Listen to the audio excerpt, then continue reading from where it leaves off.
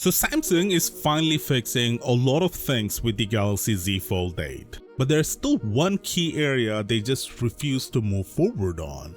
And on top of that, they made a weird software change that actually makes the foldable experience worse. Let's get into it. What's up guys, Sal here. So first up, the Z Fold 8 is getting some pretty major upgrades this year. In a lot of ways, it's finally catching up to the S26 Ultra. Same battery size, almost the same camera setup, and a few other notable improvements. But one key area that apparently isn't getting the upgrade treatment is the display. According to South Korea's ET News, Samsung is sticking with the same M13 panel they've been using since the Fold 6. That's surprising, especially since the S26 Ultra already moved to the newer M14 panel. And M14 isn't just a minor bump, it brings better colors, improved efficiency, and around 10 to 20% better longevity compared to the previous generation. So there are real noticeable benefits here. The report says Samsung might be doing this to keep costs in check. With RAM prices going up and component costs rising in general, they may be trying to avoid pushing the price even higher by reusing older display tech.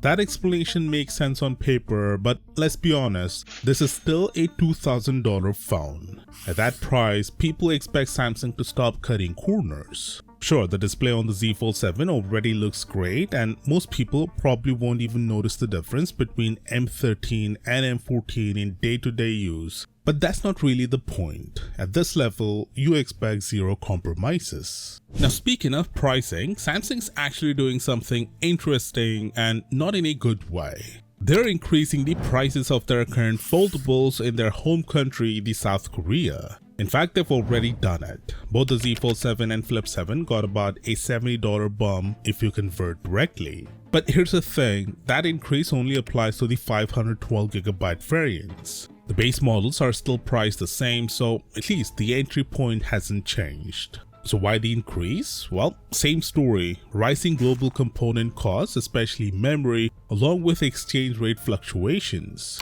Earlier reports suggested that the Z Fold 8 would stick to the same price, partly because Apple is expected to price its first foldable iPhone around the same $2,000 mark. But based on what we're seeing right now, that might not hold up. The one bit of good news here is that Samsung didn't touch the base storage pricing, so there's still a chance that the Z Fold 8 starts at $2,000 for the base variant. That's probably the best case scenario at this point. On the software side, the Z Fold 8 will ship with One UI 9, but weirdly enough, we still haven't gotten One UI 8.5 on their current foldables. I installed the beta on my Z Fold 7, and there are a couple of changes here that honestly don't feel good. First, the quick panel has been shrunk down. Instead of using the full display, it now sits in a more confined section. It's similar to what Samsung has been doing on their tablets for a while, and now it's made its way to foldables. And honestly, it probably has something to do with the Z Fold 8 Wide. Since that model is expected to be noticeably wider and shorter, a full-width quick panel might have looked awkward or overly stretched. So this could be Samsung preparing the software for that new form factor. The second change is worse. You can no longer swipe from notifications to access the quick panel on the inner display.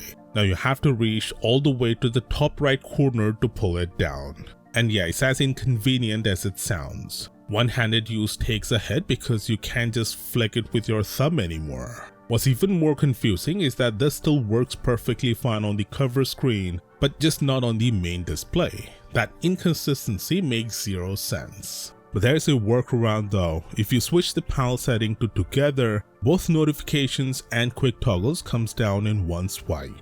That's fine if you already prefer that layout, but if you liked having them separate, this change basically ruins that experience. And there's no way to go back.